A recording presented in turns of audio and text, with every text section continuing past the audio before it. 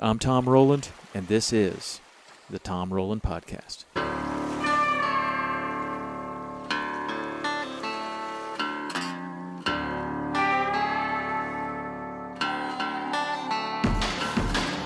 Hey guys, my guest today is an old friend and somebody that I've always enjoyed fishing with and talking to. This guy has a very, very positive outlook on fishing. He likes to have a good time. He always has interesting conversations, and we've been fishing together for a long time. It has been quite a long time since we have shared a boat. I think the last time was in the Marquesas about 15 years ago. So I really had fun catching up with this guy today. He has been an industry sales rep all over the country. He's been a guide in Colorado and Alaska. He ran a mothership operation in the Sea of Cortez, and he has really fished all over the United States. And when I say that, he has really fished probably in every state and quite extensively in quite a few of those states, particularly Western states. He's won fly fishing competitions. He's also been featured in widely acclaimed fly fishing films, and that's probably where you're going to know him. As far as fly fishing films go, this guy is as old guard as they can be. He was shooting and starring in films before the Fly Fishing Film Festival even existed, and I feel that he really has played a role in shaping that little industry of these films, fishing films, hunting films, and where they're going. And this whole Fly Fishing Film Festival, which packs the houses all over the country. So he was two of the films that that he was featured in. One was called Eastern Rises, and then my personal favorite was one called Running Down the Man, and that was from Felt Soul Media. And these guys took a dune buggy down the Baja beaches in search of roosterfish by foot, which is already kind of a crazy thing. Then when you throw in a dune buggy and camping on the beach and trying to do this on a fly rod makes it pretty aggro.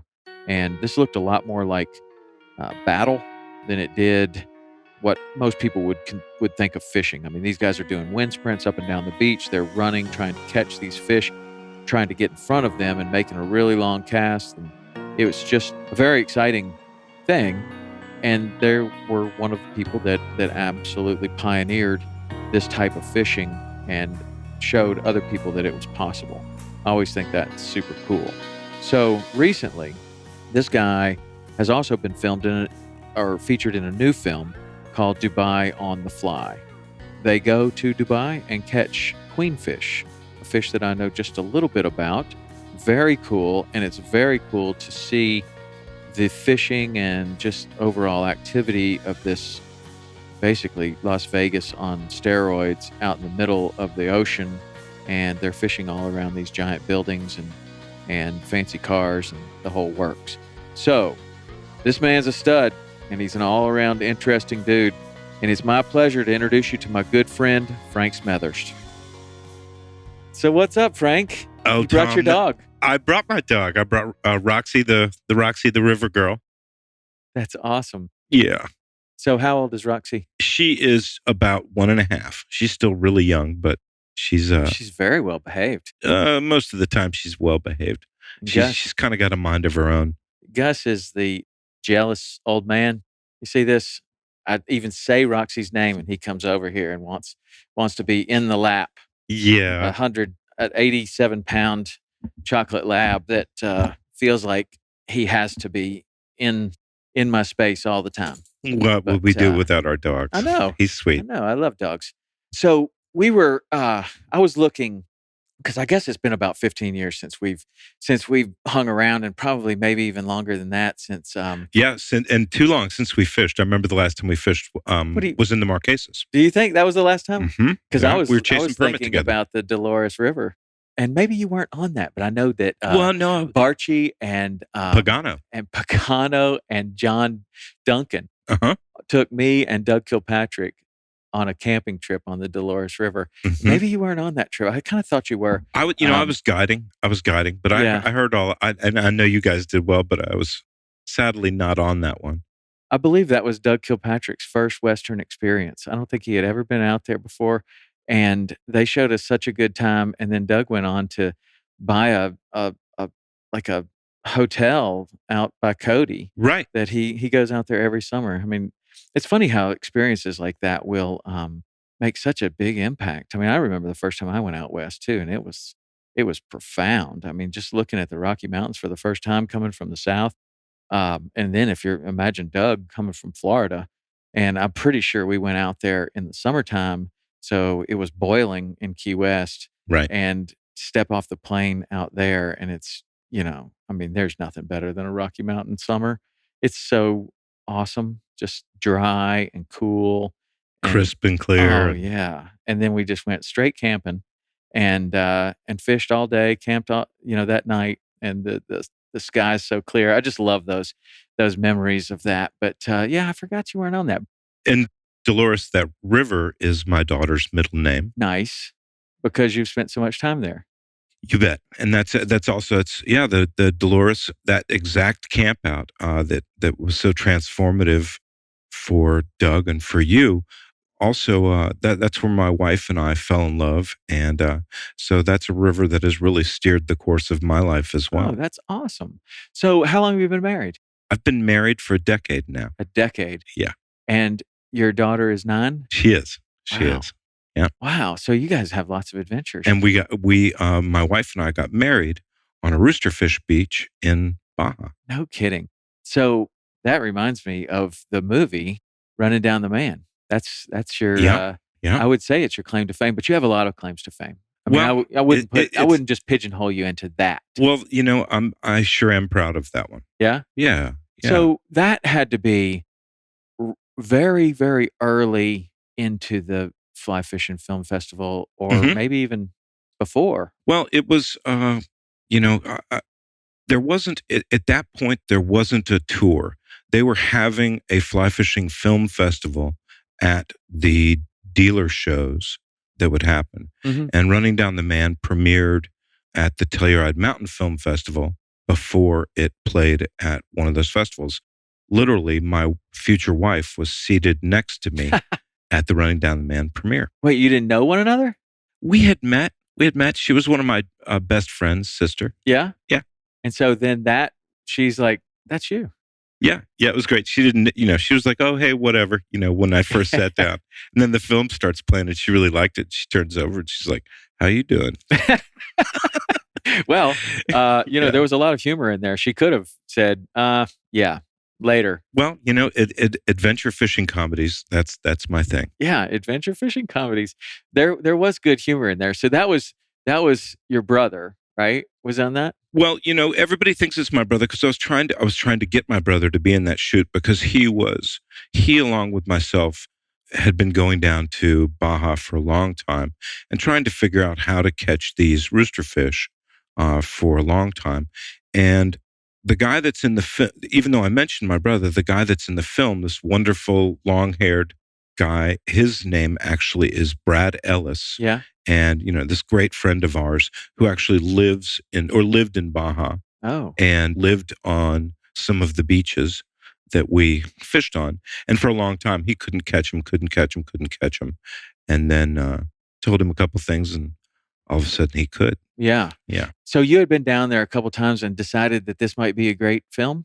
Yeah, a long way. Ben and Travis, who with Felt Soul, that they had made The Hatch, and we were very close friends from Telluride. We all lived there. So what is The Hatch?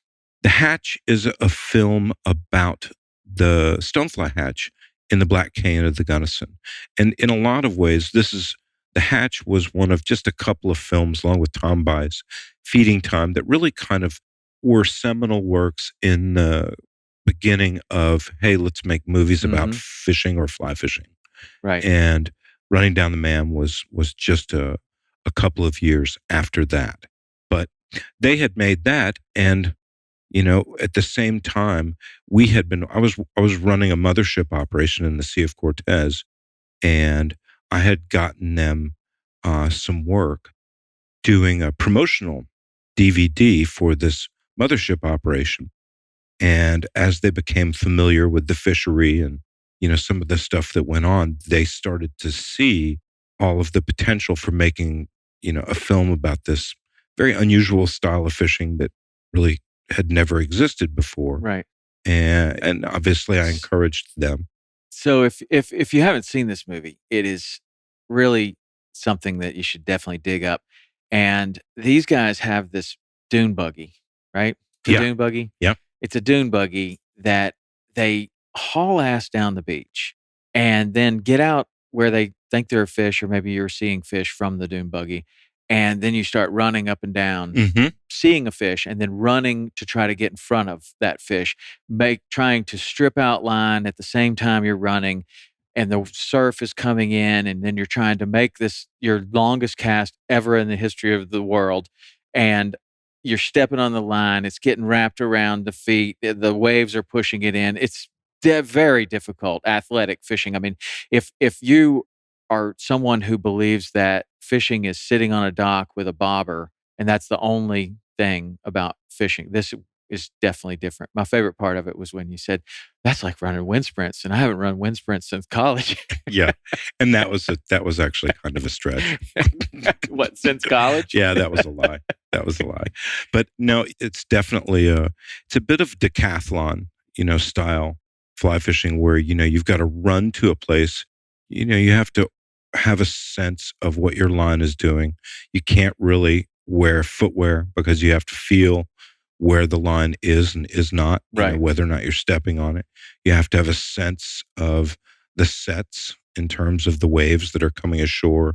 And it takes some real time to, basically you got to throw a whole lot of junk to ultimately throw something that's even halfway relevant. And because roosterfish are related to permit, they're pretty difficult to fool sometimes. Mm-hmm. So, but you're still having to throw. They're probably meat eaters, right? I've never caught a roosterfish, but really? they're. I would assume that they were a little bit kind of like a Jack Crevalle permit mix, where exactly they have aggression. I'm sure that they can be very aggressive when they want to. Yes, but they could also be a little bit shy. And they've got huge eyes. And so they've got, they can really stare holes in a fly. Wow. They're very discerning. They know what their food looks like. Even there. Oh, yeah. They're not getting fish, though. They're not. And even back when they weren't, they were really hard to fool. And literally, when we started to do it, everybody was like, the only way you can catch a roosterfish is with a live bait. They don't eat plugs. They don't eat plugs? No, they won't eat plugs. There are a couple of swim baits that work occasionally. Huh. And if you blitz a couple of different types of surface plugs at about 25 miles an hour across the surface, you can actually fool them with that when the surf's up. Yeah. And that's the thing, is this is a fish that lives in the surf, and they ride the sets in, and it's watching them work a beach in these unbelievable wolf packs is, you don't realize how cooperative and how, sort of clever fish can be, till you really see sort of roosterfish doing their thing almost on the dry sand. Yeah, and I'm sure that there's plenty of time to be watching these fish because they're probably hovering just out of range. I mean, you could throw a fly rod 100 feet, and they're probably at 130 off the beach a lot, and you're watching them and running after them, and then they make that move in, right? And that's when you have to make the cast. So they can see them so well because the roosterfish is black and white, basically, with this giant comb coming off of the top of the fish, and the comb are basically these dorsal fins that look kind of like a rooster's feathers almost coming off the top of the fish. They're like plumes. And so they're black and white, and I'm sure just like a dolphin and just like everything else, they get super lit up when they get excited. Do they ever? They're showing up as black as this couch, probably, in perfectly clear water over white sand a lot of times. I describe it as it's like watching the Batmobile swim down the beach. Yeah. Sometimes they're hard to see. Sometimes they really aren't.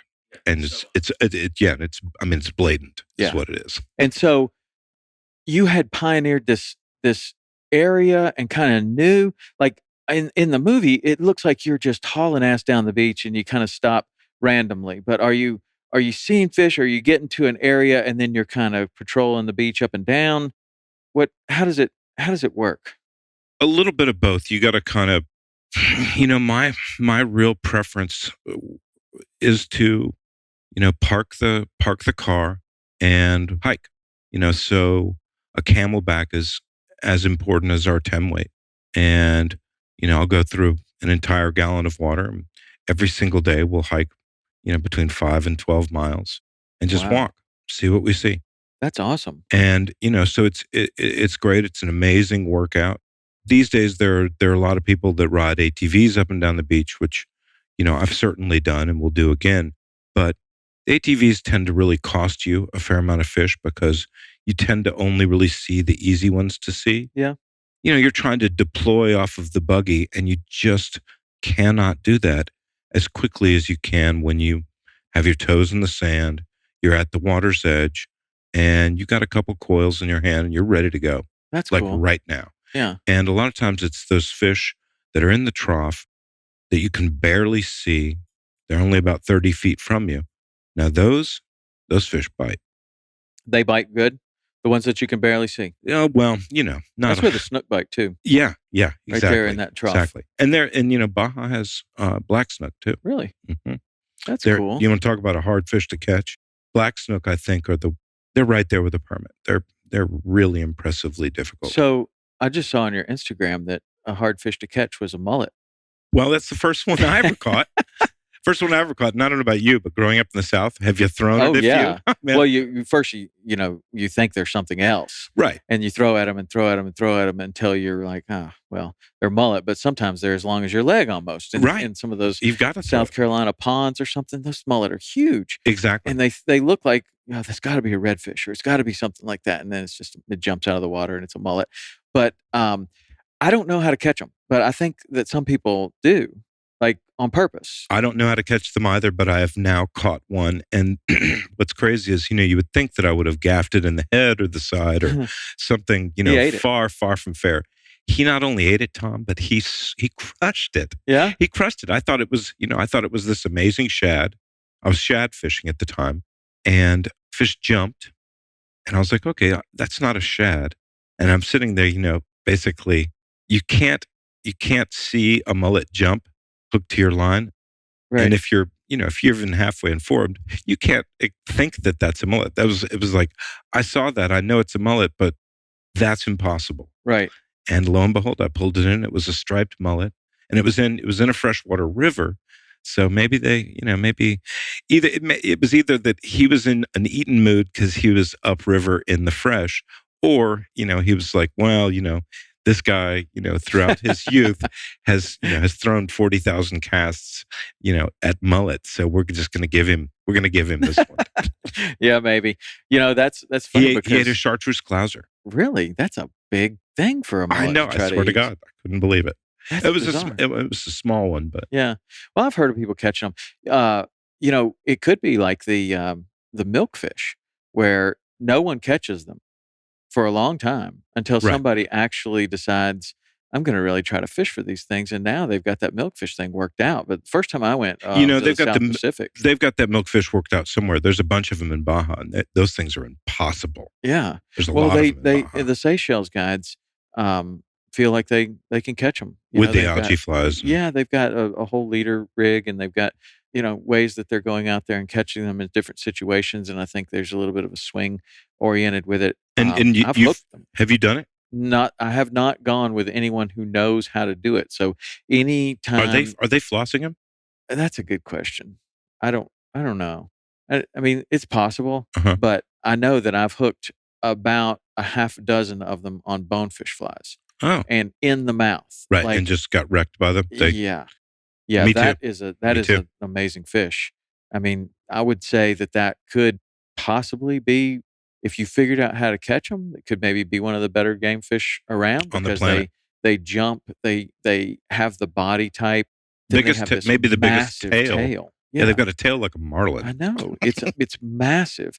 But you see when you're in the South Pacific fishing, you see these or other places, I guess, where they're milkfish. We don't have them in the Keys or anything, but the milkfish is kind of like a giant 50-pound mullet, super mullet, and you see them in these big schools, but they don't tend to eat anything except when you least expect it, and you throw a bonefish fly out there, and I have had them grab it with their mouth. I'm not hooking them in the Right. side, because they jump from me to you, and I can see that the fly is right in the mouth.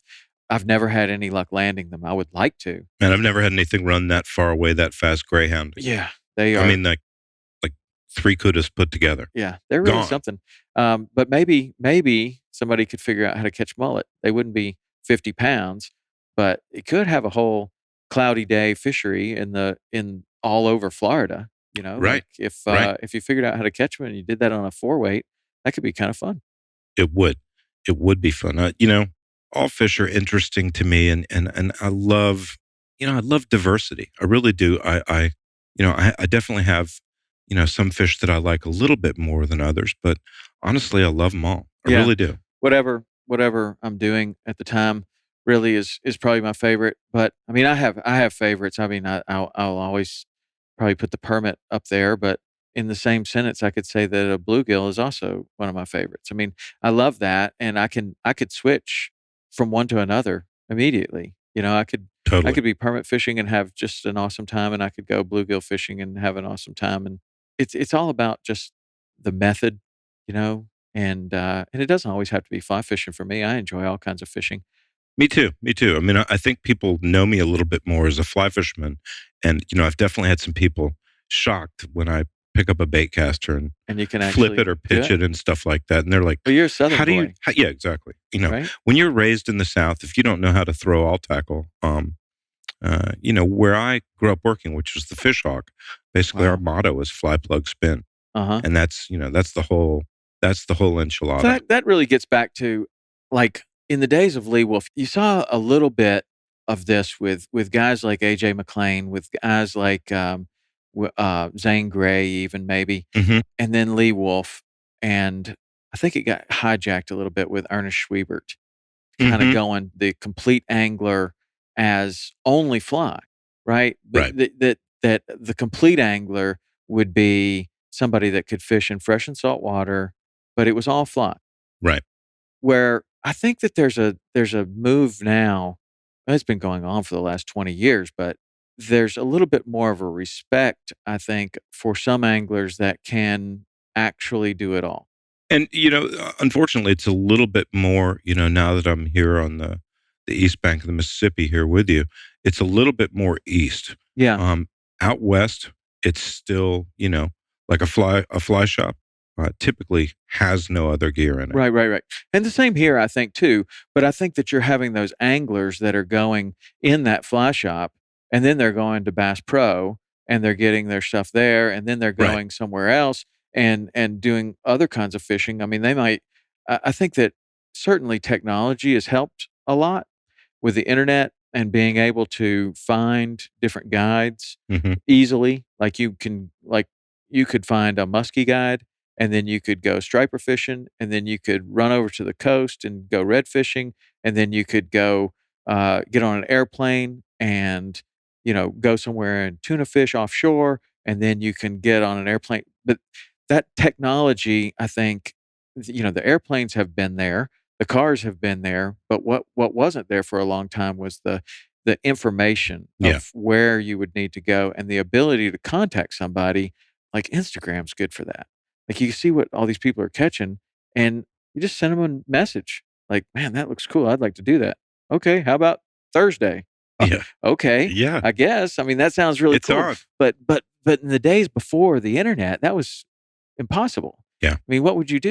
You'd have to pick up a phone and Well, call somebody. you'd wait for some article to come out. When I was little, I'd read cover to cover all Field and Streams, all sports afield, all outdoor life, and sometimes there would be some numbers for guides in there, Right. or it would be in the back, and you'd have to do all sorts of kind of random detective work. And when I was a little kid, I started working at a fly shop when I was 12 What, the fish hawk? at the fish hawk. Yeah, Really? I was tying commercial flies when I was 12, and yeah, I had a guy catch a 160 pounder tarpon at Homosassa, one of my flies Oh, when I was really? on a cockroach Nice. when I was 13. So that was pretty that was a great experience, but that was a great place for keeping my fishing really well rounded. The neat thing about Georgia, and for that matter the Southeast, is that we we really have this crazy mix of fresh and salt. Mhm. And Georgia, we can catch 10-pound trout and 100-pound tarpon, just hours apart from one another. No kidding. Yeah. And they're both wild fish. It was a great and complete education So you that I started got. working at the Fish Hawk, which is probably the best fly shop in the Southeast. It's still the biggest fly shop for a lot of manufacturers east of the And Mississippi. really stood the test of time. I mean, Yeah. as other Mhm. shops have closed down, Gary has been able to. Gary Merriman owns that shop and has just done an amazing job always of being first class all the way and offering really good service. But in a day where lots of fly shops have trouble keeping the doors open because of the internet, probably, and Mhm. lots of other reasons, Changing retail. he's managed to just keep chugging, right? Well, that's one great thing about the South. The South really respects tradition. Yeah. That is, this Fishhawks is Southern as Coca-Cola Well, it definitely is, but and Krispy Kreme. I think a lot of fly shops these days have a hard time because while the South might respect tradition, new anglers don't necessarily understand what life is like if you don't have a fly shop that you can go to.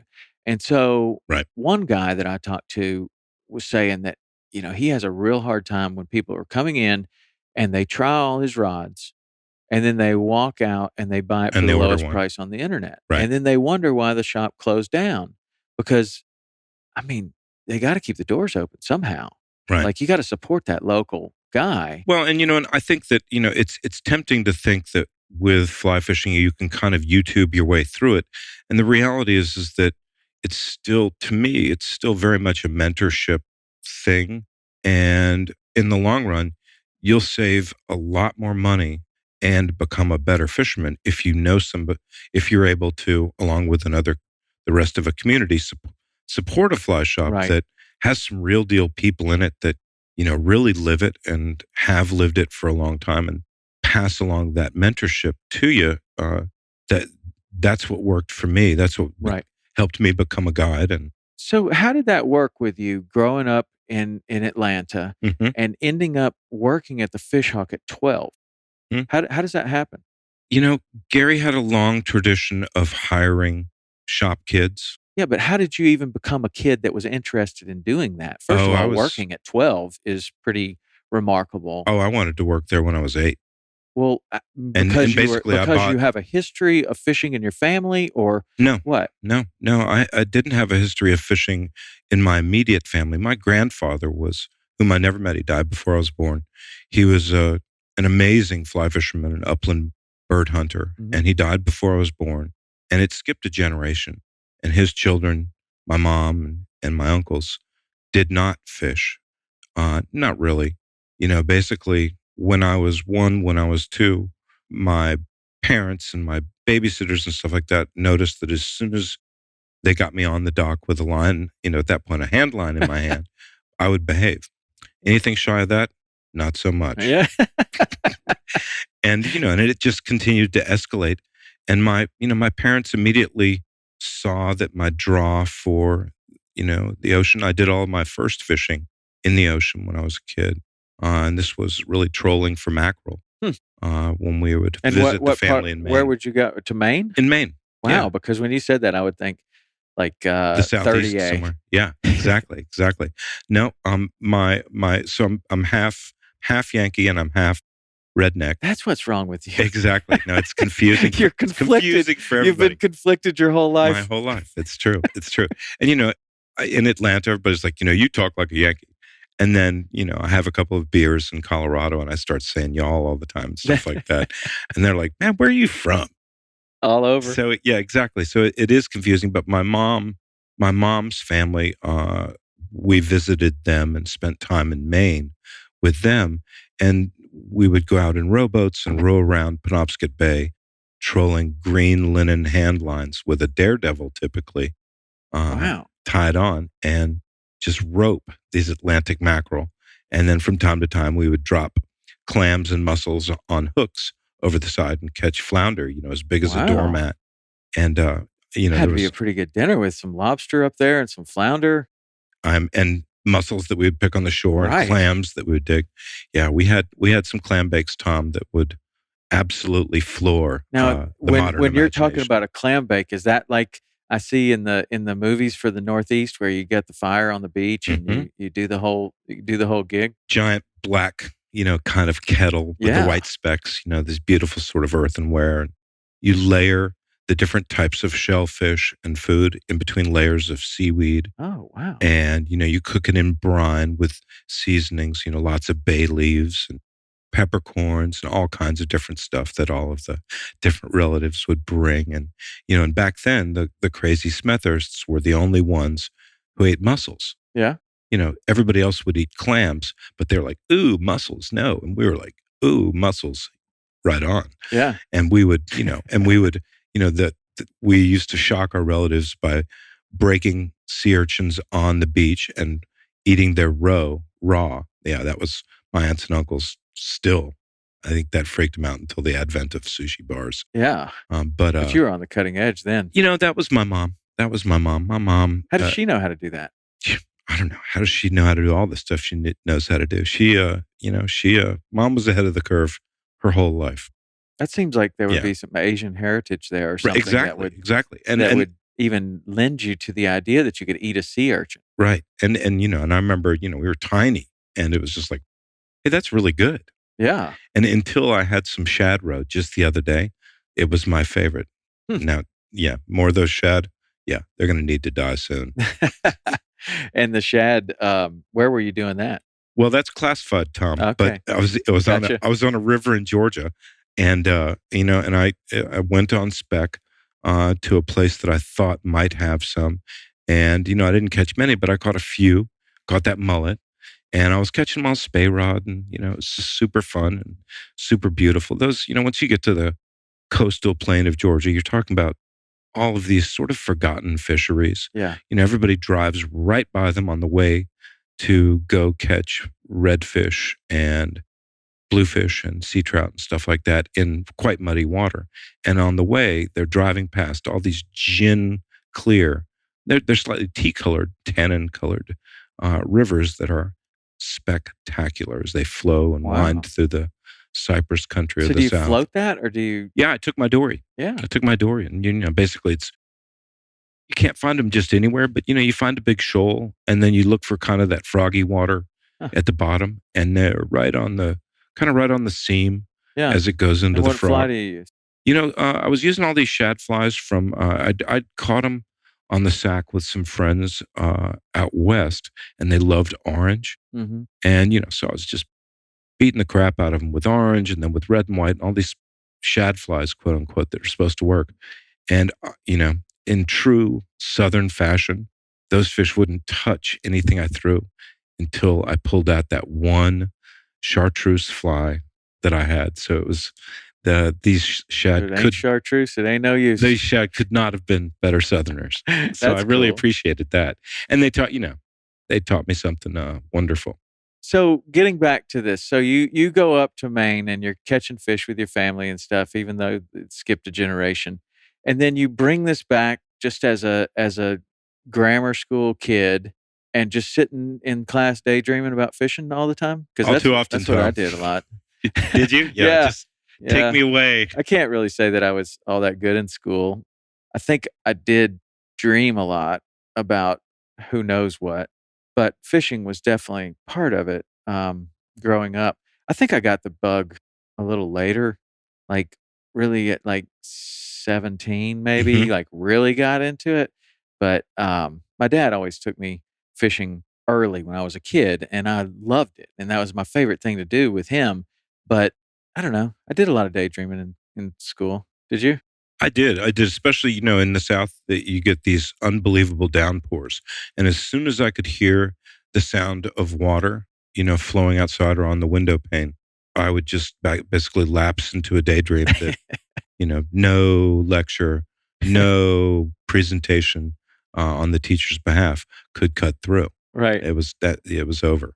It was over. And so do your parents see this and kind of nurture it and say, maybe you need a job at the fly shop or something?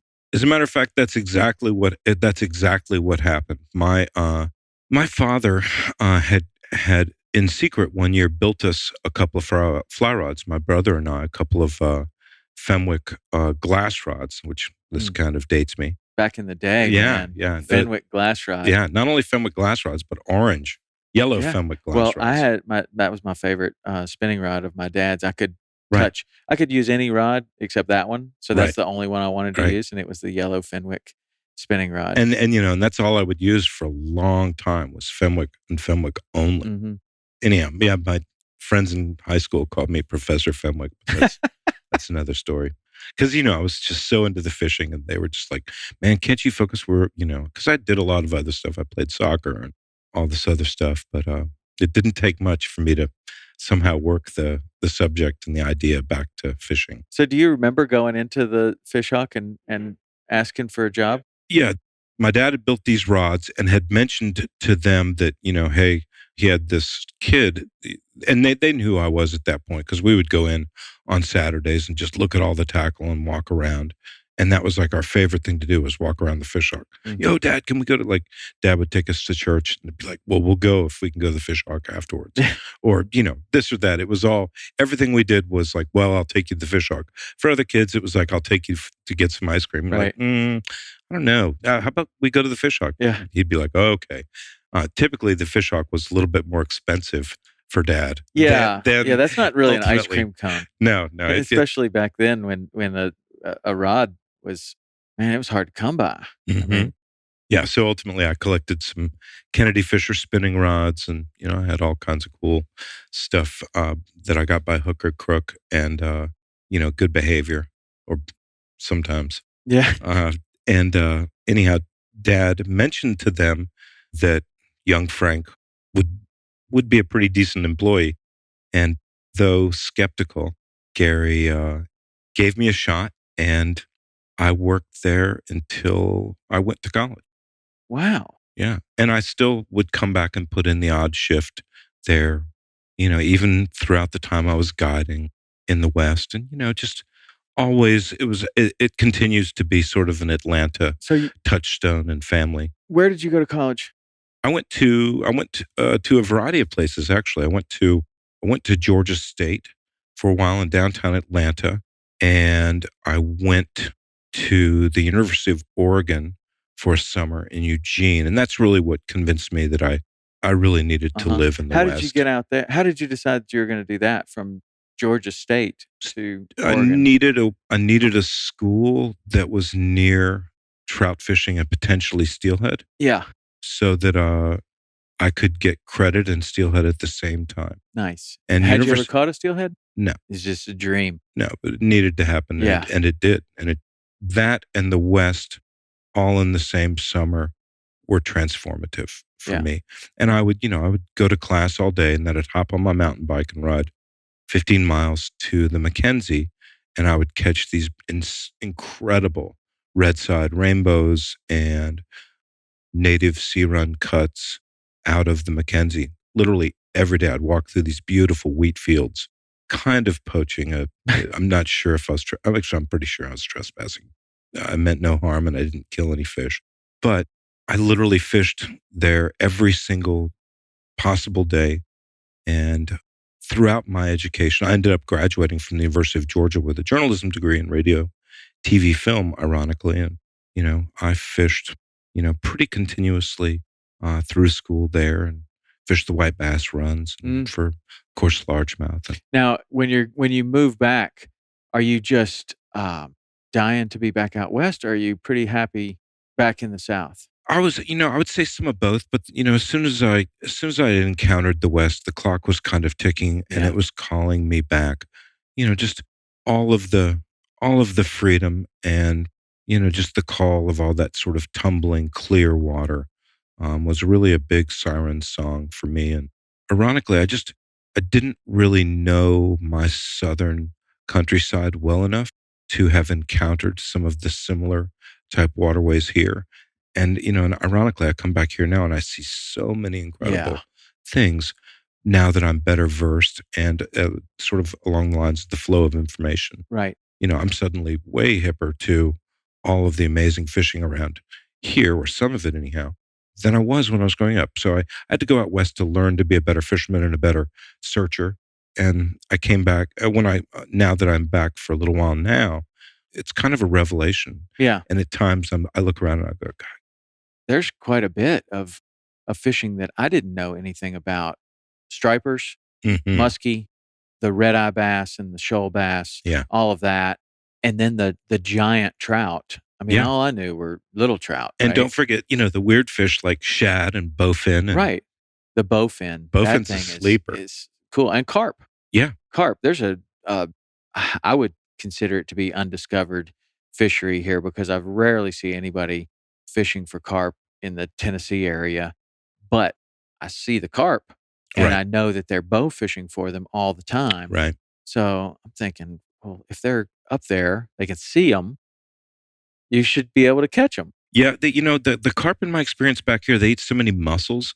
It's a little bit more like a cow and less like a predator. Yeah. So they're more of a grazer. Yeah, but you could probably figure it out. Yeah, right? yeah, I'm sure you can convince them here and there. They just, in my experience, they've been a tougher sell than the carp that I run into farther west, And so where there are less shellfish. You know a little bit about that, the carp fishing out west? Yeah, yeah. I've been fishing for them for a while after getting kind of coerced into it by some friends who were like, "No, man, you got to try it." And I was like, "I don't want to fish for those stinky, stinky, slimy things." I could not have been more wrong.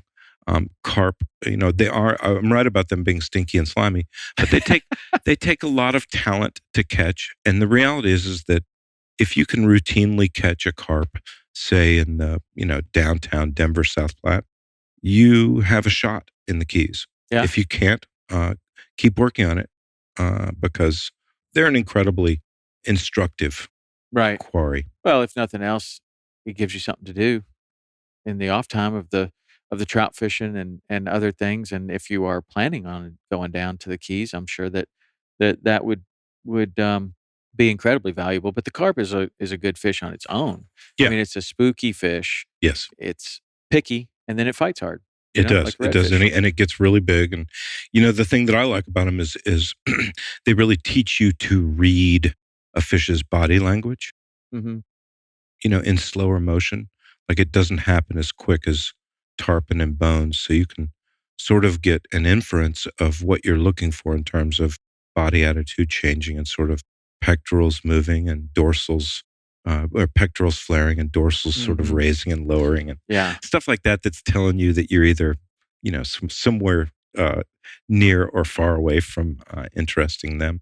So, I like them. And we actually have a carp tournament in Denver. And when I was a rep, we sponsored this big thing. It's called the Carp Slam. It's been going for 10 years now. And I haven't done so well in the last few, but I won it a while back. Nice. Yeah. So are those like crayfish patterns or Yeah. By the time they have it, it's like in late summer. So all the crayfish are molting. yeah. And so you use, kind of a small crayfish pattern, sometimes some worm patterns, sometimes some damselish, dragonfly, nymphish type stuff. Lately, word on the street is that this one guy who's just beating everybody the last 3 or 4 years is using some mop flies, Really? cranes, Huh. stuff like that. Well, There's that's some- cool. there's some It takes covert somebody. ops. It takes somebody to try some different stuff to really change the game. I'm waiting for that to happen on permit fishing, because while it's gotten a little bit better, we haven't thank you had for this bringing that up, by the way. massive- I need to ask you about permit. Yeah, I've caught a few of them, but man, have I not caught a lot of those fish. Yeah, join the club. Like mostly you catch none on fly. But a the crab a live crab is such an amazing layup. Do you fish with them? Oh, yeah. Do you do that? Yeah. Because How does that? Does it not work Well, ever? no, Do you have permit refused live crabs? There, really? there are definitely days where they refuse a live crab, and there are definitely lots and lots of situations where you have a crab that has been on the hook too long. Your client left it out of the water. Uh-huh. It's sitting on the deck. It's really weak. It's barely moving, and they don't eat that just like they don't eat a fly. Oh, is that right? Oh yeah, and so I always talk to these people, particularly fly fishermen, who have never thrown a crab, and I know exactly what that's like because when I went to the Keys, I was absolutely dead set, 100% determined that I was gonna catch my first permit on a fly, and there was gonna be no exception to that, and I was not interested in any argument to try to dissuade me from that. That was what was gonna happen, and that's what happened. But It's very principled of you. Yeah. in hindsight, I look at it and I think, "Man, it took me a year of fishing every day." And when I say every day, if it wasn't blowing 40, Right. then I was out there. And I'm out there by myself trying to fish out of a skiff, trying to fly fish out of a skiff, which is really, really hard to do because the permit is a very spooky fish. You go from the back of the boat where you're poling, you get off the tower, and if you're quiet enough and you're careful enough and you put the pole down without making any noise, you've taken your eye off the fish. Now you look up and most of the time the fish is gone and Right. oh, it's right under the boat and now it's Yeah. exploded. Oh, and that was fun. Yeah. And so now you're back up on the tower and pushing down the thing again, pushing down the flat again. And then on the occasion that you would get everything set up right, you make your shot. Well, I didn't know enough about the fish to know where the Right. shot should have been. I didn't know enough about the fish to see, like what you were talking about the carp, of, okay, there's a body position change. The pectorals flared. This happened. Any kind of an indication that the fish was interested in that fly. I'm just throwing out there and hoping for the best, right? Right. And I think most people are, honestly, that haven't caught a lot of permit. And I think that if I had started fishing with crabs earlier, I would have caught one. I would have knocked 6, 8 months off of that. I would have caught one Or on more. fly way, way earlier. And I love fishing with crabs. I love it because I love the permit so much that I don't want to just catch 50 of them a year. Totally. Like I want to catch 500 of them a year or 1,000 a year. I don't want to catch 50 a year. That's not enough. And what I found is that you can catch them on crabs. And while you're doing that, you're learning about fly fishing for them. And I think that you'll see the best permit guides in the Keys, like a Mark Croca. Right. He catches few on fly, but he can win the fly tournament. I mean, he will be one of the top guides going into the fly tournament every single year. He would probably prefer to catch them on crabs, but he just knows so much about that fish, and he knows every little body movement, every posture change of that fish to know if he's interested, if he even saw the fly, what happens. But I think the interesting thing about crabs and permit and fly fishing for permit is that a lot of people have this opinion that if you just put crab juice on the fly, that they would just jump in the boat. Right. And it's not like that at all because we fish all these tournaments like the Red Bone down there where in the Keys it's or in Key West it's the slam tournament. So it's permit, bonefish, and tarpon. You're trying to put together those three fish in that combination. And then in the Bay Bone for a long time it was permit and bonefish. And so you're trying to catch those two fish. And you have 100 of the best anglers and the best guides Right. in the Florida Keys, maybe in the world, and most of them are throwing crabs. And you just see the number of fish that come in, and it's not 700. Right. It's not Right. like everybody went out there and caught 7. It's 40 maybe. Really. Like yeah. Really. And so depending on the conditions, it's very tough. But if you can get a crab that is super lively, super aggressive, and you put that on the hook and you hear the legs clicking, I was right? about to ask you, You is hear that that. is that a click thing? 100%. Okay. And so if someone were to ask me, okay, your life depends on it. You can have scent or you can have motion. Which would you rather have? And I'll take motion every time Right. because I don't really think that a What live about crab. what about sound? Do you like Sound. do you like the click? Definitely. I think that makes a huge difference. And if you ever go snorkeling on the flats or Right. snorkeling It's amazing anywhere, the there's cacophony of sound clicks. everywhere. Everywhere. And you look Mhm. at the permit's side of his head, he's got a giant hole in his head that has to be, an ear, and he's got this lateral line, and he's Right. got all these ways that he is sensing everything that's around him. And I just have thrown thousands or have had thousands of people throw dead crabs or partially dead crabs to permit, and they look at it exactly like they do a well-tied merkin. No kidding. Like, Well- not really what I want. Well, let me It's ask you this. interesting. 20 years ago, and you and I were on the west side of the Marquesas, or southwest side of the Marquesas, and we were in some permit. And you told me, you were like, "Look, I want you to cram that fly right into their face, and if Yeah. you spook them, right on. And if they're swimming away from you, I think the second best place for you to throw the fly, Frank, is to throw it at their tail." Do you still Can feel be. that way? Well, I probably felt that way. I mean, permit fishing is as a guide for permit fishing. you know, you really have so few. I mean, it's not like being a bass fishing guide where you're going out and catching 50 in a day. I mean, the best guide in the Keys is catching 50 or 60 a year for all of his clients combined. Mm-hmm. So, depending on whatever happened the week before, it kind of always Right. depended on what, or was kind of what I was telling people the next week, because all of a sudden, if you threw it in their face and they ate it, great, that worked. If you threw it on their tail and they wheeled around and ate it again, that worked. But Because then, I've of course, seen that happen a couple yeah, times. then of course you might have a couple of dry weeks where you're like, nah, don't throw it on the tail. but well, last time I was here, you told me to throw it on their tail. Yeah, I didn't know I was talking Forget about that guy.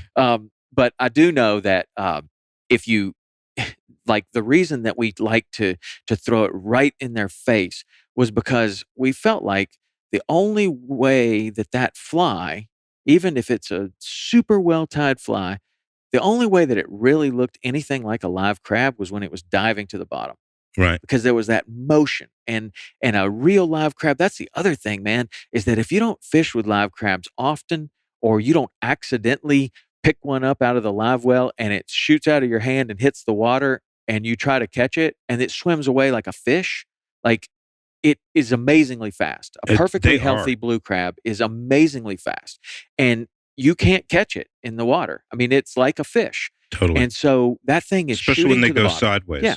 And it's shooting to the bottom. And that's what a permit, the most success I've had with permit is throwing it in there and it goes right to the bottom and the permit goes over, tails on it, and eats it. I mean, all of the stripping and trying to make it, like a bonefish, that works really, really well with a bonefish, to try to animate that fly. And they think, oh, shrimp, I like that. I just haven't had the same success with permit. And I think a lot of that is due to the place where we fish for them, particularly where I was fishing for them, over turtle grass. And now you start stripping and you're catching the turtle grass and it's pulling the turtle grass in a strange way that the fish isn't used to seeing, and it freaks them out and they take off. But like we were talking about with the mop fly and the carp, I mean, there are a lot of permit guides that are trying all different types of flies and techniques for the permit, but we still haven't had the breakthrough. Now, there's somebody out there that's going to be like, my ass, I'm catching way more than you ever caught. Well, maybe that's true, but you're still not catching as many as we catch bonefish. Have Like, for example, have you like tried anything like the Avalon fly in the Keys? yeah, The I mean, I've kind of certainly the tried clicker. that. I like the idea of the click. It's not Yeah. a very appealing fly otherwise. Yeah, It looks a little contrived. I think the click is very important. Me too. I think it's really important. Now, is that Avalon that goes to the Cuba? Is that the Yeah. Cuban fly? Yeah, it's like the 4 beads on the kind of the weed Yeah. guard So Clay underslung. Watson was just on the podcast not too long ago, and he just went to Cuba and fished with those guys, and he didn't have very good weather, so he didn't really have a good chance. But I'm familiar with that fly, and we've certainly tried it. But the clicking that happens with a live blue crab it's more like clapping your hands, like a lot of clicking, like that. I don't know that you could. It would need to be like a mechanical clicker. Put like a little. I'm gonna get like a little stereophonic. I'm gonna put a little boombox inside the next fly I tie. It's one thing to do that, and you're like, okay, well, we're going to really push fly tying to the edge. Well, there are lures out there that Right. look exactly like a crab. They are a molded crab, Right. I've seen and them. you throw them out there, and the permit looks at them and goes, nah. Really? And then there are things like the what's that stuff? The Berkeley The gulp? scented gulp. Yeah. And they have gulp crabs. I've seen those. And Have they you work thrown 'em? awesome for redfish. Right. So good for redfish. They're the best ever. But you throw them at permit, and they're like, "Nah, Really? it's okay." And Really? it's got the scent on it, so it's not. I don't know that the scent is that important. Although, on our last shoot, It's so funny with permit. Like everything you say gets contradicted about a week later. Right. And as soon as you think you've got it 100% nailed, The tea leaves then change. yeah, and so I take whatever I say with a grain of salt because not that anybody listening wouldn't take everything I say with a grain of salt. I hope you would, but we go down to film our last shoot, and it's right after the hurricane, and so we're at Hawks Cay, and there are a big group of permit, and we had caught tarpon in the morning, and so then we catch a couple permit where they're supposed to be in this channel, and there's some buoys around, and so we're fishing with Jeff Malone, and we catch one of those, and so we think, okay, well let's go get our bonefish, so that we have a couple hours of sunlight left. So we run over to the resort flat where there are always bonefish, and Oh, we're those just fish are going hard to though. In Tom's Harbor? yeah, exactly. Dude, Yeah, those fish are they can be. uncool. They can be, but they respond very well to chum, right? So we don't care. I mean, we're Yeah. just trying to get a slam, and it's after the hurricane, and we're just checking on things like, do bonefish still exist? I mean, did they Right. get miraculously taken up like in The Wizard of Oz? Did they all disappear? And so we go over there and we start chopping up a few shrimp, and Jeff Malone throws a jig out there, and within, I don't know, 15 seconds, he hooks a fish and he goes, I think that was a permit. And sure enough, he catches a permit. Then I throw a shrimp out there and I'm waiting for bonefish. The rod goes down just like it always does. Permit. Then Rich catches a permit. Same deal. So we catch 3 permit right there. So now I'm thinking, well, I'm saying I don't think scent is such a big deal, but we throw out a few shrimp and we catch 3 permits. So That's amazing. I don't know. That's a special area right around there too. I used to stay on Duck. Yeah. And that whole, it's very permity, and you just never know. Well, it's a special area too because you got the flat right there where there are plenty of bonefish. There's lots of permit there, and there's lots of permit all around Duck Key. But then you have the tarpon migration in there, and it is probably, in my experience, if I had a canoe and I was going to try to get a slam, probably right there. Yeah. Because literally you could go 100 yards and you could be in bonefish and permit and tarpon.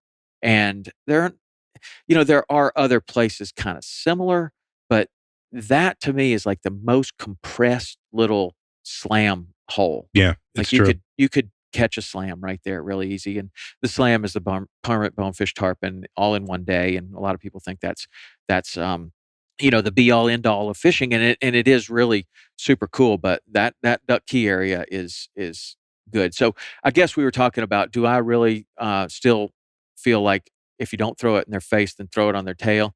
I've had good success with that, but it could be all different next week. I just really don't know. If you haven't spooked him, would you go right back into their face with the fly? Oh yeah. Okay. For sure. If he's swimming away and he's going out of your range. Yeah. If you could choose between over their shoulder or at their tail. Well, I used to really like the over the shoulder shot because they're swimming away, and this is not a good percentage shot on bonefish or on tarpon necessarily, because typically with both of those fish, you need to move the fly to get them to see that it's something that they might want to eat. So if you throw it over the tarpon shoulder and then you pull it straight at them, that's about a 99.9% chance that you're going to totally freak that fish out. Right. And he's going to leave as fast as a fish can swim.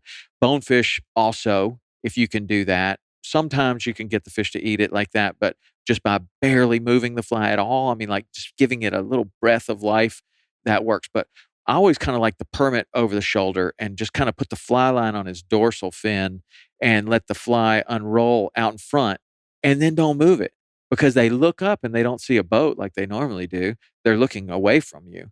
And if they see that, they go down and eat it like that. And we've had good success like that too. But preferably, I don't want any fish swimming away from me. I would rather like the permit be coming from the left to right. You throw in here, it passes over the fly without seeing it. You just gently strip it in. Now you make another cast here and swims over the fly again. And that continues on and on and on until you don't catch him. Yeah, seen that. Yeah, that drill unfold. It took me a long time of fishing in the Keys, a long time after the last time you and I fished. I stopped chasing them for a while and really got off on this roosterfish tangent. And then I finally went back down to the Keys for the first time. And got to be 10 or 15 years, and finally caught a really nice permit in the Keys. I was fishing with Captain Shane Smith, really good friend of mine, down on, we were, not too far from Sugarloaf, I suppose. And anyhow, it was really, they're everything they're cracked up to be. Yeah.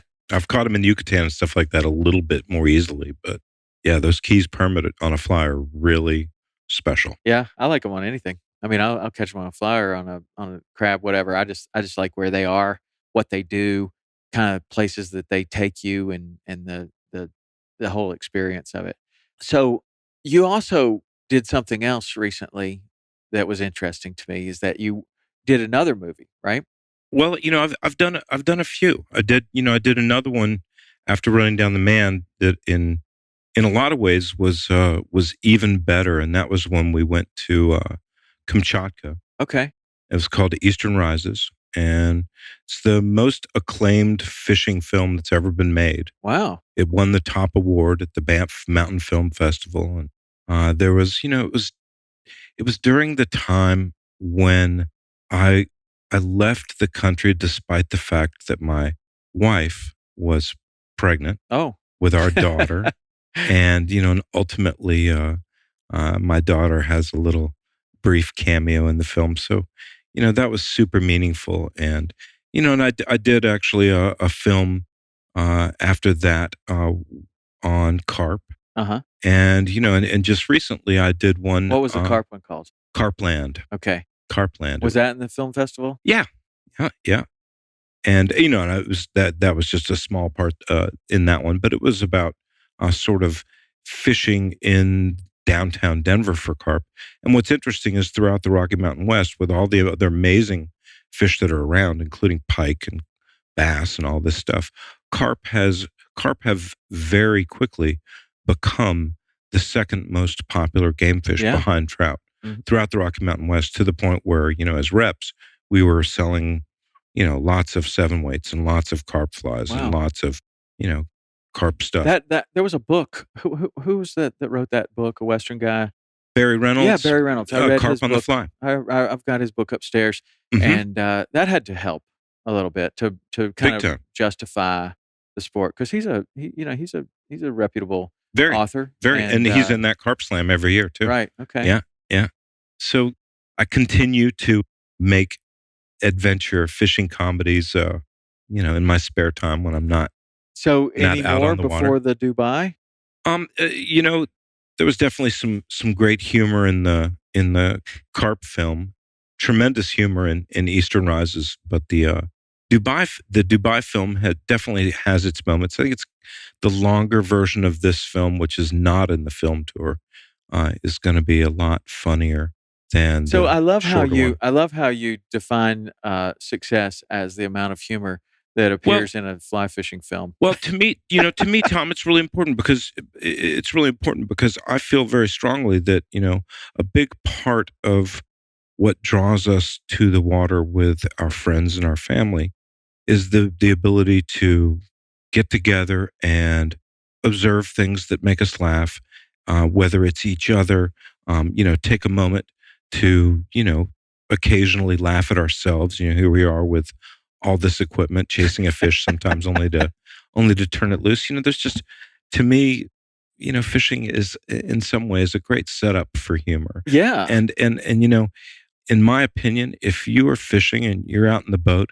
and you're not laughing periodically, you're doing it wrong. Yeah.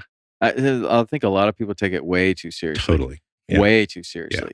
When in fact, yeah, I think you're right. I mean, some of the greatest memories, some of the greatest laughs that I can remember are just days guiding, just out there, and the crazy things that people say, and then the stuff they start talking about. The next thing you know, you're trying to figure out if the thing you saw in the woods was really Bigfoot, or just one thing after another, and you just have these crazy conversations. And as a fishing guide, you're having these crazy conversations with like the CEO of the fourth largest company, and he's just a regular guy, Right. and you're talking about Bigfoot for 3 hours. Yeah. And it's hilarious and so fun.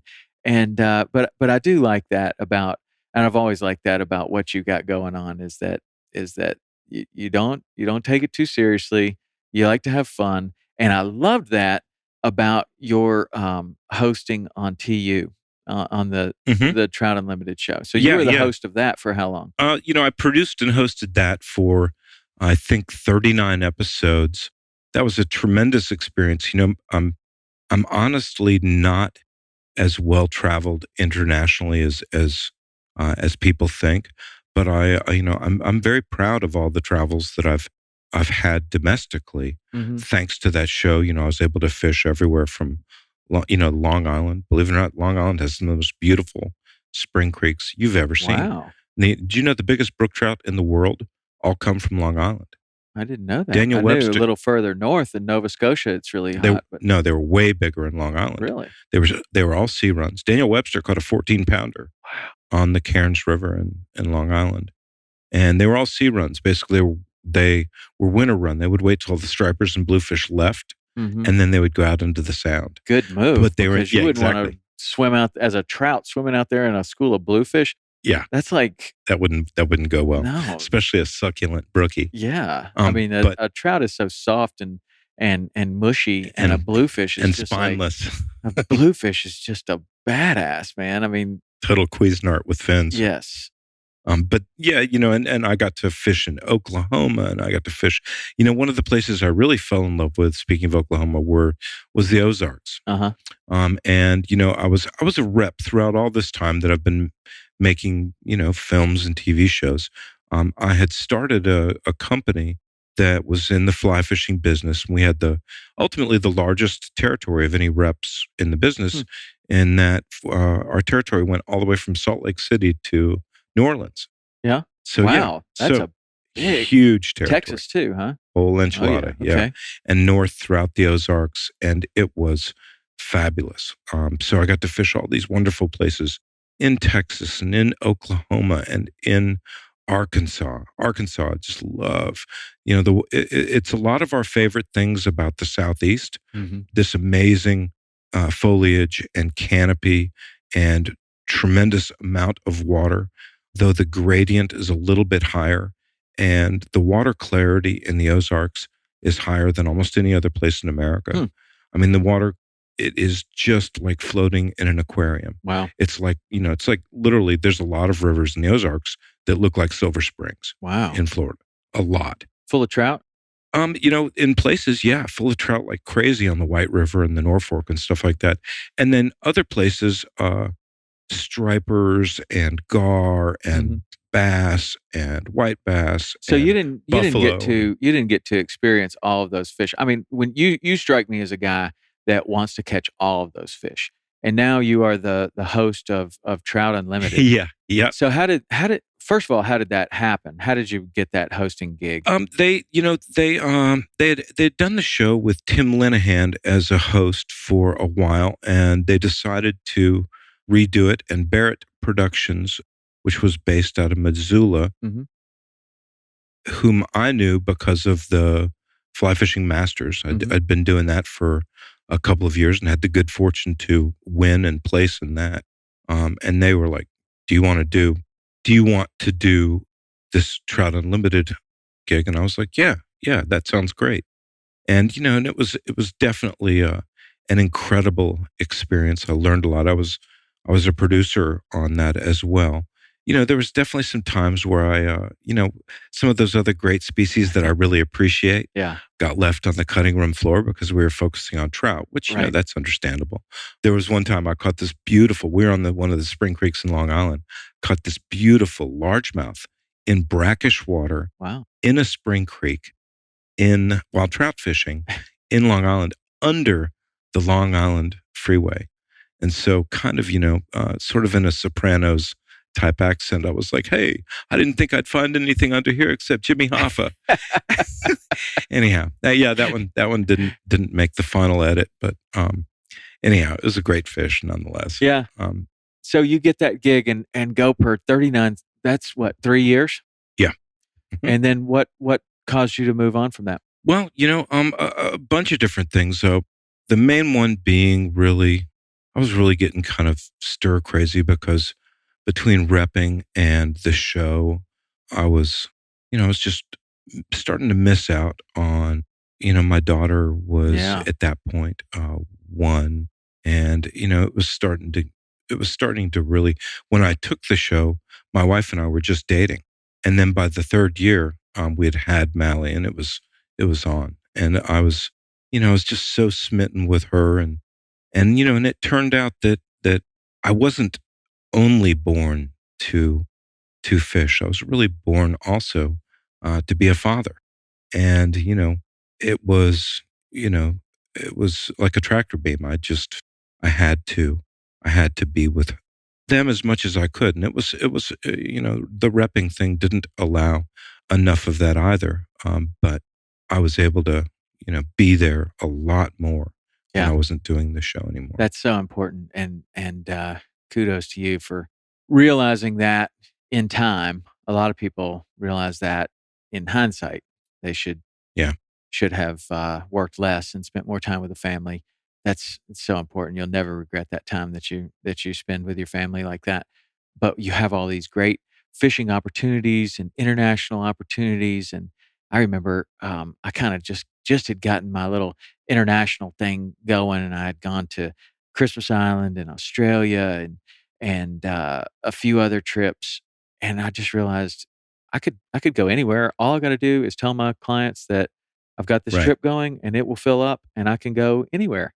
And all of a sudden, I just didn't want to anymore. Like, Right. I just didn't want to. I just wanted to stay home. And, luckily, plenty of fishing at home, but that's a revelation of not feeling like you missed out, but feeling like, wow, I really don't want to do that right now. I'll do Yeah. that later. It got, where I physically, you know, couldn't Yeah. just, I couldn't. Well, that's awesome for you and so good for your family. And it was a surprise. I got to the fatherhood thing, a little bit late, but could not be happier to have made it to this one. Yeah. Yeah. That's awesome. Yeah. And so does she like to fish? I haven't really pushed it on her very much. She's definitely caught some fish. She loves to net them. Yeah. Our sort of, we call her net girl. Well, She's like, Daddy, you only catch some of them. I get to catch them all. yeah, see, there you go. See, now when I say, "Does she like to fish?" I don't necessarily equate that with, does she like to turn the handle and reel them in Right. or cast for them? And that was one of the things that was the best thing that I probably did with my own kids, and it was really easy in Key West. I would make sure the live well was full of something alive. Like, it could be crab, shrimp, pinfish, pilchards, whatever. And And they would my play with youngest those. son just he had his head in the live well the whole day, right? Like, he just had his head down in there, and Of he just course. loved it. And, some people would be like, doesn't he wanna fish?" It's like, he is fishing. Yeah. Like, this is fishing. Yeah. Like, this whole thing. Like, That's a he great way to put watched it. That's a he great way to watched put it. us do all of this stuff, and now he knows there's 50 rods on this boat. He could pick one up and fish. He knows he could do that, but he'd rather have his head stuck in the live well, and guess what? He's learning all kinds of stuff about those fish or the crabs or the shrimp. I mean, he's just sitting there looking at them. Turns out he turns into an amazing artist later in his life, and Really? and yeah, I swear, I believe that was a big part of it, of And just it is that being able Turner. to examine. That's actually Hayden, Uh-huh. but just being able to examine all of these things, and we'd catch a crazy fish, and I'd throw it in the live well for a little while. And he'd look at it, For look at it, look at observation. it, and he'd net it and pick it up and look at it. And I was kind of thinking, I don't know if fishing is his thing. But then it was later in life that he came back to it with a vengeance, man. I mean, he goes after it now and loves it. But I don't know. I tell parents all the time, like, if your kids aren't, if they like to go, that's the big thing. Yeah. If they go and they don't want to fish, man, Don't great. If you're trout don't fishing push and it. they would rather throw rocks, awesome. Just have them throw rocks somewhere where Yeah, you're not different fishing, direction. right? Just In the other guy's pool. Like, exactly. throw them down there. Dad, Uncle William. Or just look under the rock and see all the different bugs or whatever. Or like my daughter, when she was a kid, I'd take her trout fishing, and she liked to paint herself with mud. She'd put mud all over her face and her legs and stuff, and we'd come back home and she'd be all muddy. She loved that. But that is fishing. Like, it's the whole act of getting out there, going, doesn't have anything to do with catching a fish. Yeah, and really observing the things that are going on either next to or in this whole other world. Right. That's that, and that I want Mallory to be a fisher girl at some point, but I'm not going to force it upon her. I'll let that happen. And the fact that she can row a boat now, and Man. she's 9 and can Yeah. row my dories. And Well, that's better anyway. yeah, You get to fish. well, I don't really, like, okay, Daddy's going to slip up into the bow right now, honey. Actually, for the first time while I was down here, just about, it was in November, we were all down here in Atlanta, and while she was rowing on the Chattahoochee, she was rowing the boat.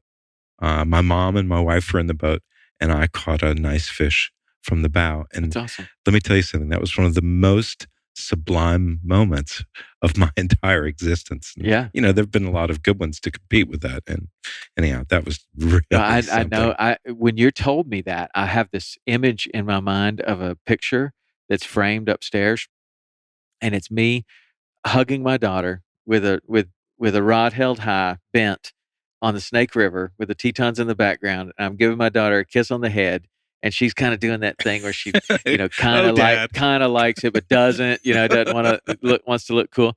And it was this day, like I had decided a long time ago that I was going to propose to my wife on the Snake River. We were going to go dead man's to Moose, and we were going to stop right there under the Tetons, and I was going to propose to her. So I've got the ring, I've got everything. She comes out, and it's this day in October, and you know what October's like in the Rockies. I mean, Yeah. it could be beautiful, it could be Blizzard. snowing sideways, Yeah. right? And so that day it was snowing sideways. And so I'm like, well, today's the day. Like, I have to do this. And so I did it just at her house. And I just asked her to marry me. And she said yes, and it all worked out fine. But like, that was one of my regrets, that I didn't give both of us this experience of, because back then no one would have been on that river. It would have been a challenge to get a shuttle. Like, I mean, a Right. serious challenge. Like, nobody's running shuttles in October on the Snake River back then. So we would have been the only one that No Uber. So, right. There's no Uber. There's no Uber shuttle. That would be a good business. I do it. Wow. I do it all the time in Wow. Atlanta when I Nice. guide down there. I get my shuttles run You by just want to Uber. be dropped off here? Yeah. Yeah, right here. Yeah, this right is here. good. Yeah. Or we didn't go. Okay, man. We didn't go as far to the right place, but we'll Uber our way out of it. Right. That's a good idea. It works.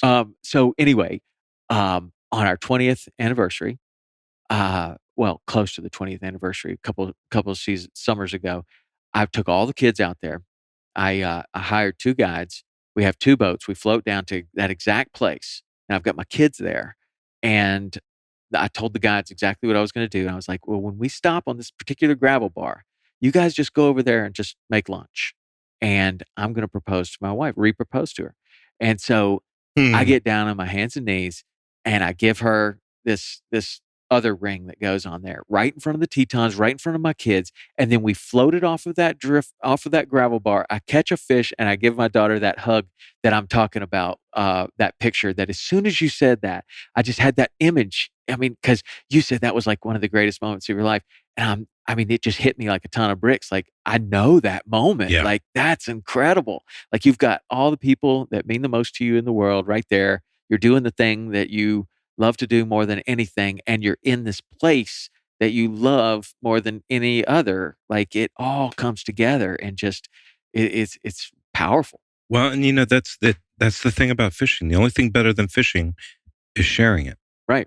And the only thing better than sharing it is sharing it with, ever more meaningful people. Right. Or people that really appreciate it. Like, that's the thing about being a guide, I think, is that you're just constantly helping people to realize these goals and dreams and visions that they've had for maybe it's they're to sit there at their job and just think about, man, I'm going to go there one day and I'm going to catch this fish, and then it happens, and then you just see it. It's Like, the best. It's just, I love that. I love watching that Yeah. light bulb go on and just.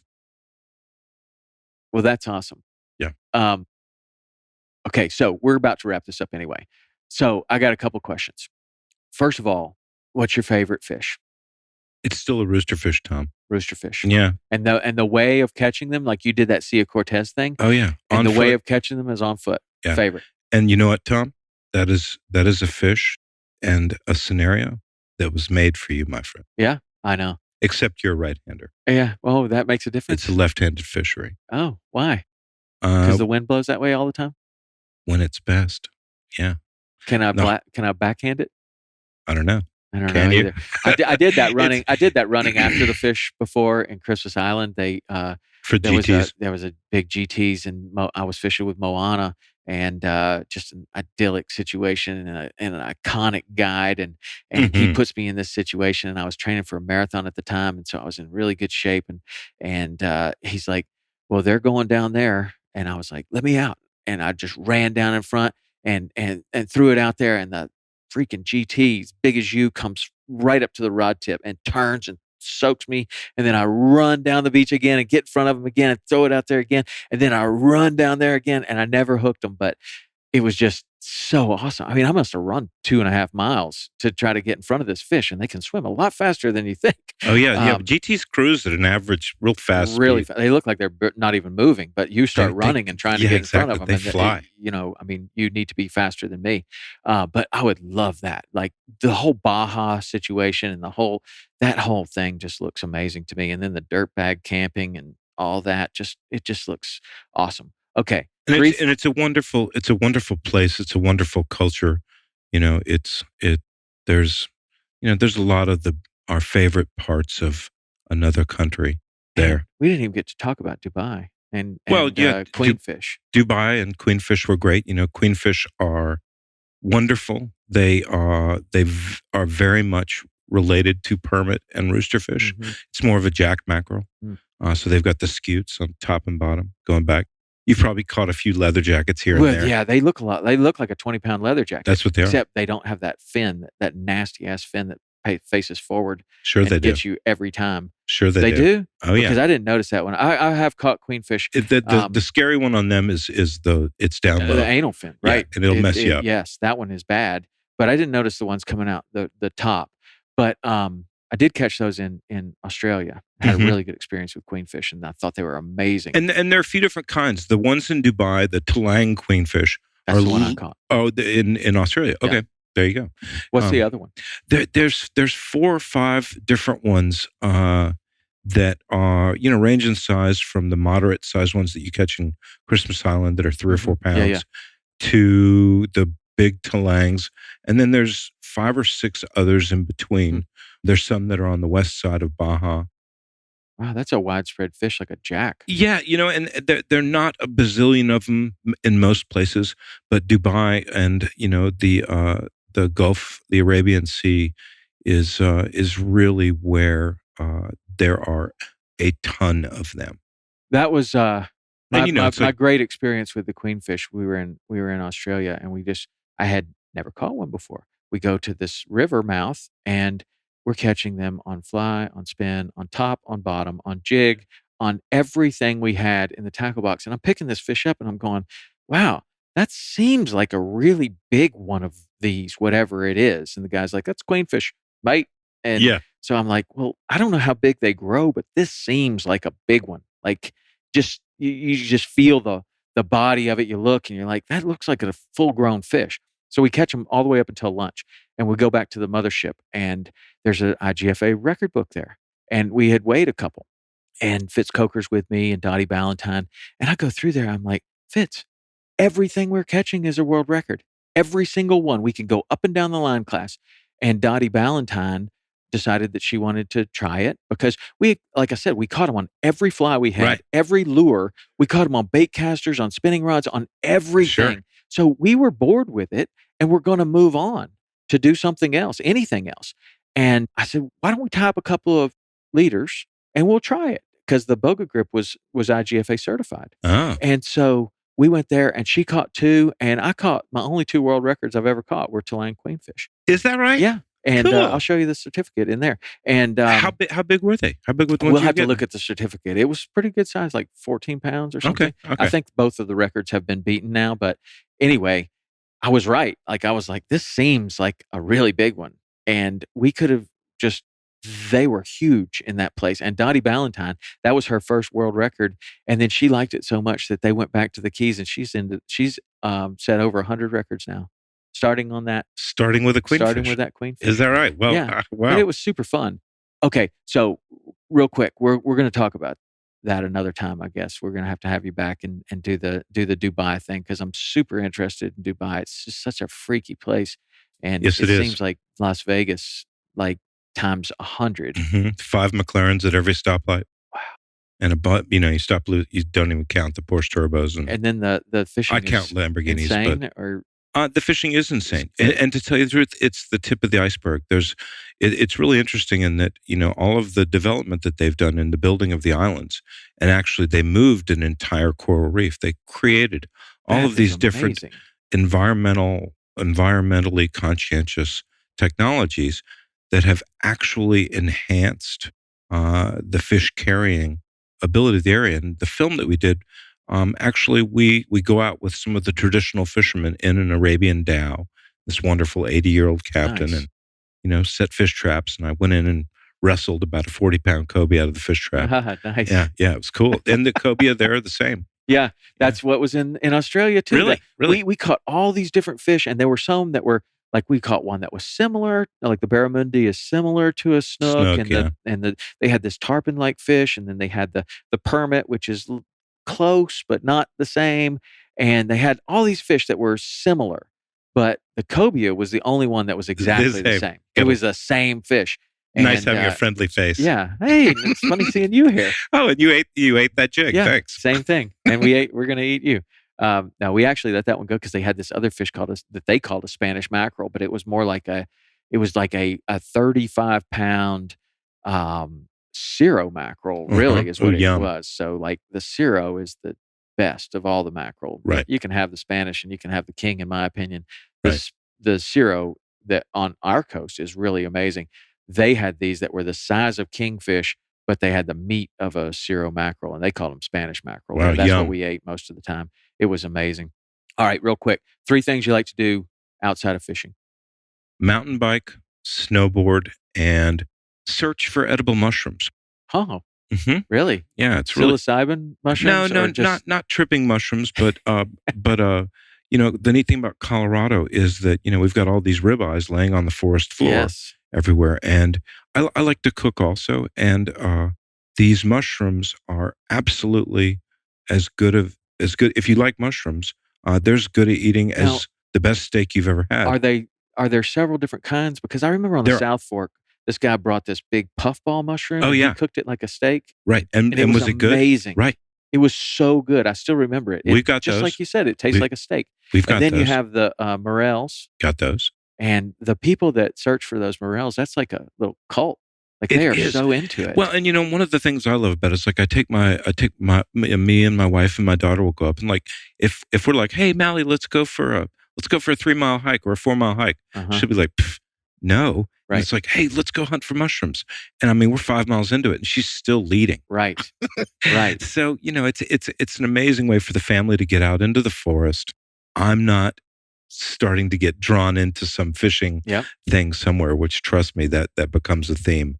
But then you go home and you cook. Right. And I go home. Family. Yeah. And so I love, and I'm still learning about it, and I don't venture off of the path of the known mushrooms, but it's a wonderful avocation, and I've got a lot to learn about it, but it's been a wonderful thing to have picked up here in the last 5 or 6 years. That's super cool. Yeah. And I love the cooking aspect, because there's such a push now for everybody to know where their food comes from and to gather their own food or kill their own food.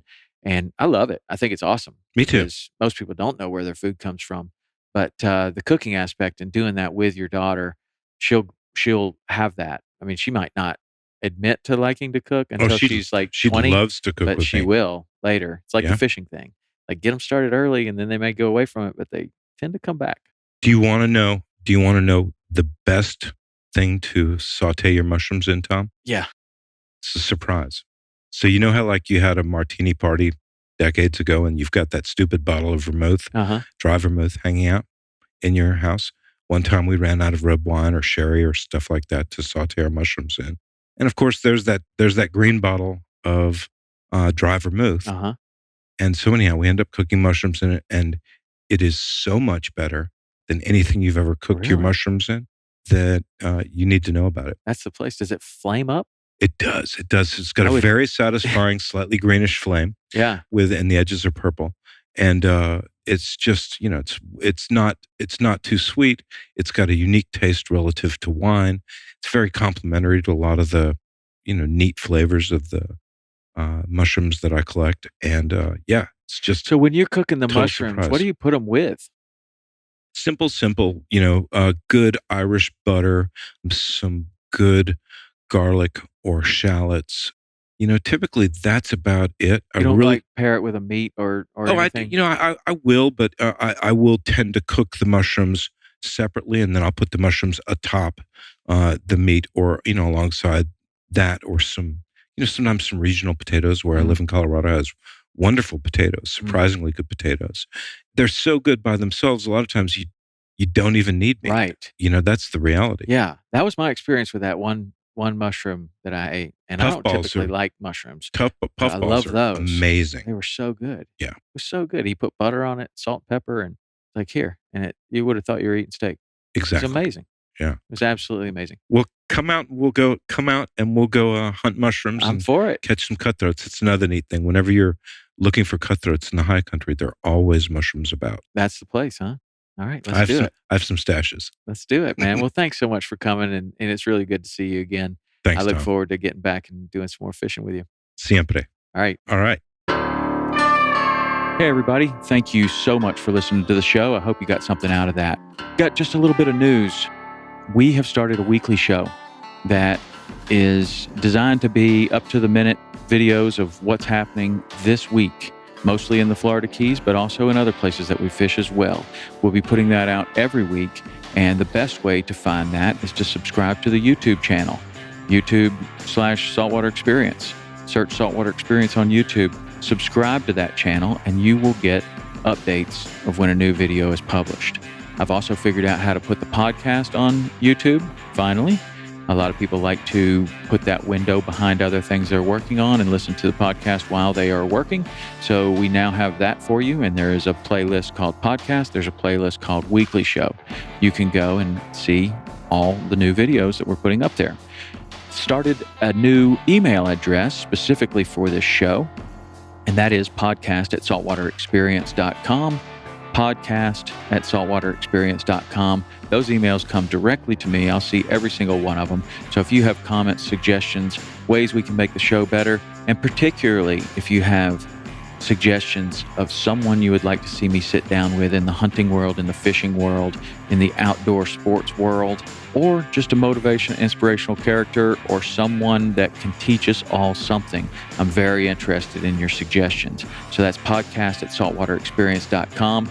You can get the podcast on iTunes, Stitcher, Spotify, SoundCloud, and we're also publishing it on the blog. The weekly show will be published on the blog too, but the best way is to go to YouTube, subscribe there, and you'll get it immediately when it's published. So until next week, thanks for listening, and we'll see you soon.